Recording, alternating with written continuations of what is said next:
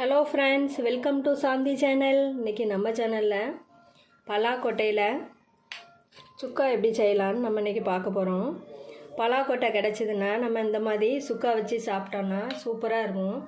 சாதத்துக்கு, இட்லி, தோசைக்கு, சப்பாத்திக்கு வச்சு சாப்பிட்றதுக்கு அருமையான சைட் டிஷ் இது. நம்ம இதை எப்படி செய்யலான்னு நம்ம இன்றைக்கி பார்க்க போகிறோம். நீங்கள் நம்ம வீடியோ ஃபஸ்ட் டைம் பார்க்குறீங்கன்னா முதல்ல சப்ஸ்கிரைப் பண்ணி சப்போர்ட் பண்ணுங்கள் ஃப்ரெண்ட்ஸ். வாங்க நம்ம இதை எப்படி செய்யலான்னு பார்க்கலாம்.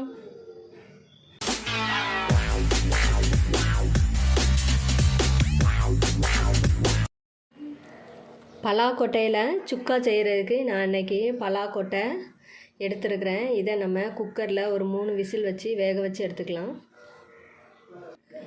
ஒரு குக்கர் எடுத்துருக்கிறேன். இதை நம்ம அதில் போட்டுக்கலாம். இதில் கொஞ்சமாக தண்ணி ஊற்றிக்கலாம். குக்கர் லாக் பண்ணியாச்சு. இதை நம்ம அடுப்பில் வச்சு ஒரு 3 விசில் வேக வச்சு எடுத்துக்கலாம்.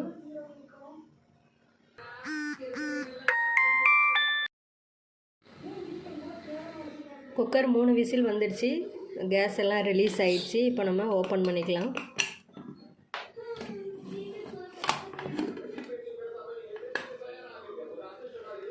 இதை நம்ம ஒரு பிளேட்டில் மாற்றிக்கலாம். இதில் மேலே உள்ள தொலியெல்லாம் நம்ம உரித்து எடுத்துக்கலாம். பலாக்கொட்டையில் மேலே உள்ள தொலியெல்லாம் எடுத்துட்டு சின்ன சின்னதாக கட் பண்ணி வச்சுருக்கிறேன். இதை நம்ம சுக்கா செய்யலாம். ஒரு கடாயை எடுத்துருக்கிறேன். கடாயில் ஆயில் கொஞ்சம் ஆட் பண்ணிக்கலாம்.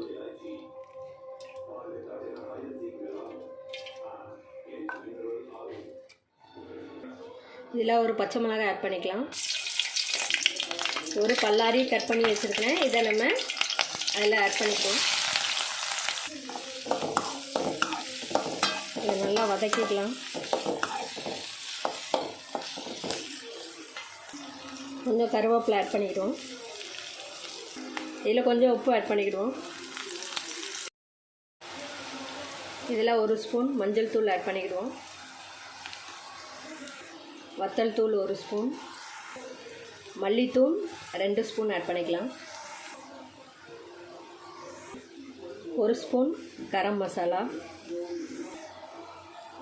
இதில் நம்ம கட் பண்ணி வச்சுருக்கிற பலாக்கொட்டையை நம்ம இதில் ஆட் பண்ணிக்கலாம்.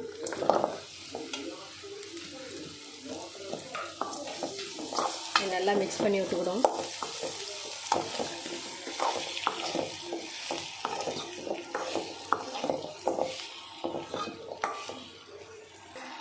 இதில் கொஞ்சமாக சால்ட் ஆட் பண்ணிக்கலாம்.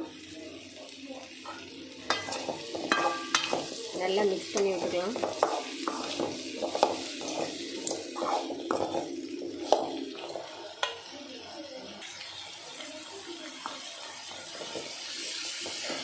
இது நல்லா உப்பெல்லாம் நல்லா உள்ள பலாக்கொட்டையில் நல்லா ஏறட்டும். நல்லா கிளறி கொடுத்துக்கலாம்.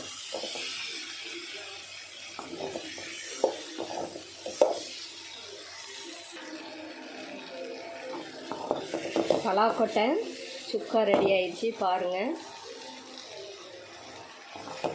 சாப்பிட்றதுக்கு ரொம்ப அருமையாக இருக்கும்.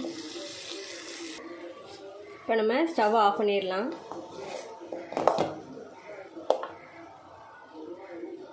பலாக்கொட்டை இருந்தால் நம்ம அவிச்சு சும்மா சாப்பிடுவோம். இந்த மாதிரி சுக்கா மாதிரி வச்சு சாப்பிட்டிங்கன்னா சூப்பராக இருக்கும். சாதத்துக்கு, சப்பாத்தி கூட வச்சு சாப்பிட்டுக்கலாம்.